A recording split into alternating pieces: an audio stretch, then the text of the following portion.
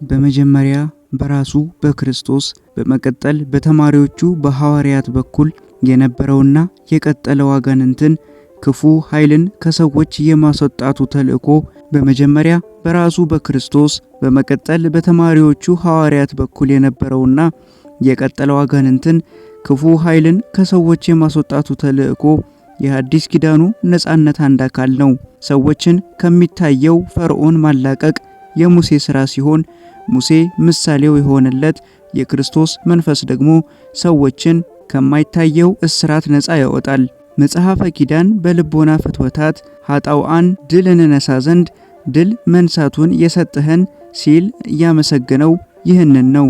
ይህ የማይታየው ባርነት የመንፈስ ጭቆና የኃጢአት አገዛዝ መጀመሪያ መፍታቱን ክርስትና የሚገልጠው ቅድሚያ በሥጋና ተያያዦቹ ጉዳዮች ላይ ነው።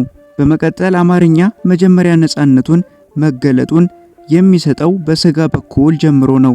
በጤና በበረከት በትዳር በኑሮ ጉዳዮች ውስጥ ያሉ ጭቆናዎችን ነፃ በማውጣት ነው የካህኑን ጉዞ የሚጀምረው። በነገራችን ላይ ከዚህ ትይዩ ይህም የሥጋ ዓለም የራሱን ሰላም መስጠት እንደሚችል አንዘንጋ።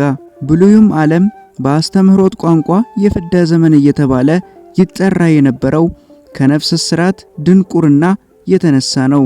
ሰው ራሱን ክብሩን ሳያውቅ የኖረበት ዘመን ስለነበረ እንደሚጠፉ እንስሳት ሆኖ ሥጋው ላይ ብቻ ቀርቶ የተመላለሰበት የሥጋ ዘመን ነበር። በሐዲስ ኪዳን ግን ሰው ሁሉ እናታችን ጽዮን የሚላት ነጻነቷ ፍጹም የታወቀላት ሰማያዊት የነፍስ ሥርዓት ለሰው ሁሉ ታውጃለች። ይህ ሥርዓት የእግዚአብሔር ልጅ የሚኮነንበትንም መንፈሳዊ ሥርዓት ነውና ሰው በምድራዊቷ የከነዓን የወራሽነት ታሪክ አንጻር የሚወርሳት ሰማያዊት ርስት አለችው።